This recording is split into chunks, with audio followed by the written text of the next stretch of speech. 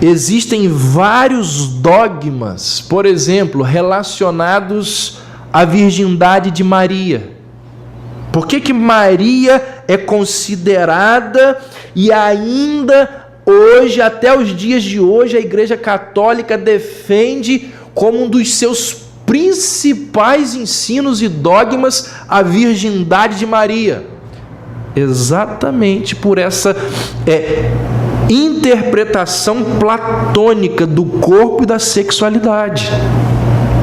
No terceiro século, o Papa da época, um camarada chamado Cirício, ele afirmou que era inconcebível, palavras dele, é inconcebível que Maria se rebaixe à intemperança do prazer sexual. É inconcebível que o átrio do Rei Eterno fosse maculado pela presença posterior do sêmen masculino.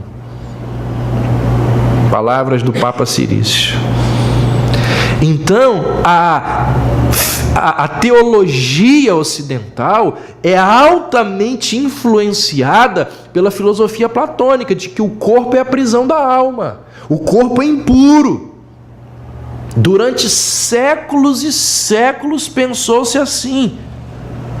Somente depois, no Renascimento, é que o corpo e a natureza humana vão começar a serem vistos como algo não pecaminoso novamente. E aí então passa-se a retratar e a pensar no corpo humano como ele realmente é. Agora preste atenção no que eu vou falar. O que a teologia platônica, que influencia ainda hoje a mente de muita gente, que influencia a teologia da Igreja Católica, o que a teologia platônica esquece é que carne nas Escrituras, carne não é o corpo, como muita gente pensa. Carne nas Escrituras é a natureza caída. Isso que é carne. O corpo humano, irmãos, ele foi feito por Deus, com seus apetites, com suas necessidades, com seus prazeres. Hoje à noite nós vamos falar do pecado da gula, e nós vamos ver que existe satisfação e alegria em comer. Isso é dádiva de Deus. O problema é que nós não temos limites. Mas o corpo humano foi feito por Deus com necessidades, com apetites e com prazeres. E preste atenção, tudo isso antes do homem pecar. Há quem diga que Adão e Eva não fizeram sexo antes de pecarem. Então o livro de Cantares, ele celebra a dimensão sexual do amor. Olha o que diz o capítulo 7, verso 7. Esse teu porte é semelhante à palmeira, e os teus seios aos cachos da palmeira. Se você continuar lendo, você vai ver que ele fala dos seios, dos quadris. Verso 1: que formosos são os teus passos, dados de sandália, ó filha do príncipe. Os meneios dos teus quadris são como colares trabalhados por mãos de artista. O teu umbigo é taça redonda a que não falta bebida, e o teu ventre é monte de trigo cercado de lírios. Os teus dois seios como duas crias gêmeas de uma gazela. O teu pescoço como torre de marfim. Os teus olhos são as piscinas de Hesbom, junto à porta de Bate-Rabim. O seu nariz como a torre do Líbano que olha para Damasco. Vai descrevendo a mulher e exaltando a beleza da mulher. Ou seja, Salomão e a Bíblia fala da questão sexual com a maior naturalidade. O problema é o que nós fazemos com essa questão. Esse amor entre um homem e uma mulher, cantado nesse livro, ele é singular, mútuo, fiel, possui uma dimensão romântica e sexual, mas ele também tem outras qualidades. Esse amor, ele reflete ou ele simboliza o amor de Deus. O amor de Deus é um amor que se doa. A Bíblia diz que porque Deus amou o mundo de tal maneira que Ele deu o seu Filho. Quando os judeus indagaram a Jesus, questionaram a Jesus sobre o divórcio, numa das respostas dadas por Jesus, Jesus vai dizer assim: o Criador desde o princípio. O Criador desde o princípio. Ou seja, Jesus relaciona o casamento ao Criador. Jesus relaciona a joia ao joalheiro. Ao tratar do casamento, Jesus se lembrou do Criador. Na teologia bíblica, o matrimônio, ele deve apontar para o amor de Deus. O casamento é uma joia que deveria apontar para o joalheiro.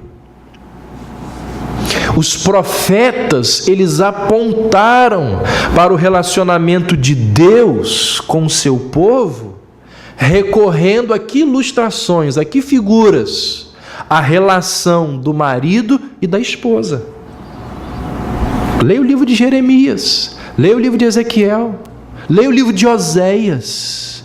Eles mostram que Deus é o marido e Israel a esposa infiel, em promiscuidade.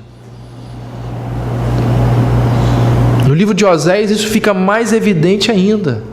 Quando Deus diz a Oséias: vai lá, compre e se case com uma prostituta. Oséias se casa com uma prostituta para ilustrar o amor de Deus, que é o marido, com Israel, que é a mulher infiel. Então, de alguma maneira, Deus escolheu o casamento para ilustrar o seu amor para com o povo, utilizando inclusive a linguagem da relação sexual e condenando a promiscuidade. No Novo Testamento, ou o Novo Testamento, ele relaciona o casamento com a união de Cristo com a igreja. Jesus é descrito como noivo e a igreja como a noiva. Jesus convida, ou ele conta lá a parábola das bodas e do noivo. Apocalipse fala de quê? Das bodas do Cordeiro. Abra aí Efésios 5.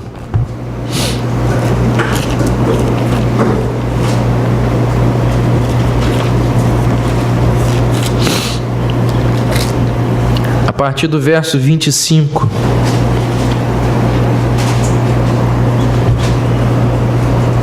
Maridos, amai vossa mulher, como também Cristo amou a igreja e a si mesmo se entregou por ela, para que a santificasse, tendo-a purificado por meio da lavagem de água pela palavra, para apresentar a si mesmo igreja gloriosa, sem mácula nem ruga, nem coisa semelhante, porém santa e sem defeito.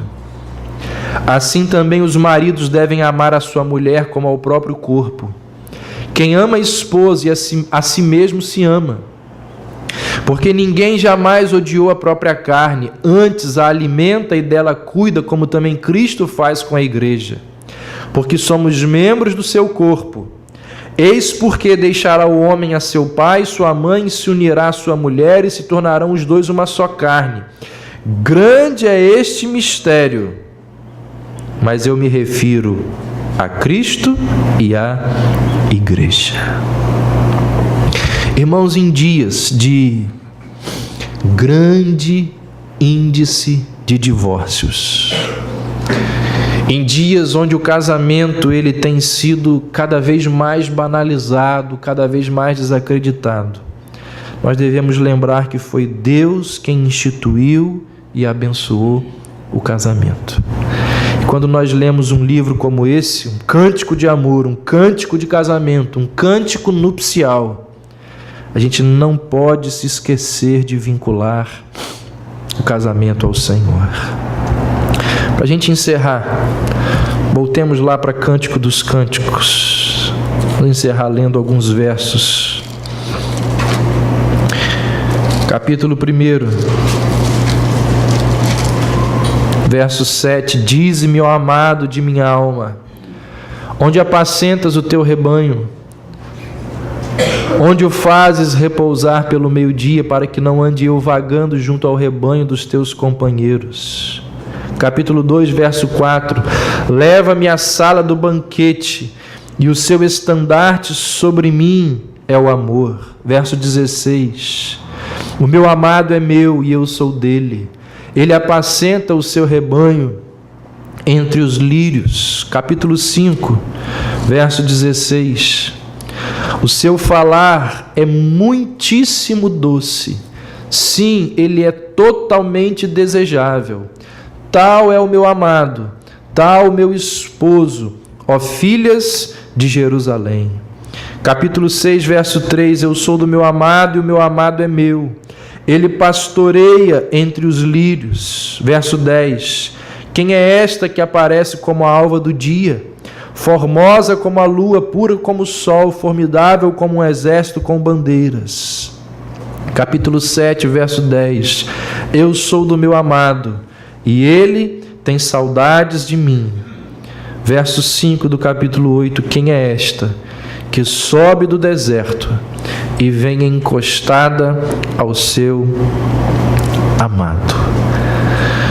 Versos 6 e 7: Põe-me, com o texto que lemos no início, como selo sobre o teu coração, como selo sobre o teu braço, porque o amor é forte como a morte. Duro como a sepultura é o ciúme. Suas brasas são brasas de fogo, veementes labaredas. As muitas águas não poderiam apagar o amor, nem os rios afogá-lo. Ainda que alguém desse todos os bens da sua casa pelo amor, seria de todo desprezado. Então esse livro nos mostra 4 princípios. Primeiro, existe espaço para um amor intenso entre um homem e uma mulher. Segundo, o amor entre o homem e a mulher deve ser singular, mútuo e fiel. Terceiro, o amor entre homem e mulher deve ter uma dimensão romântica e sexual. E por fim, o casamento deve apontar e louvar aquele que o instituiu. Que Deus nos abençoe. Tem um hino aí, Cris?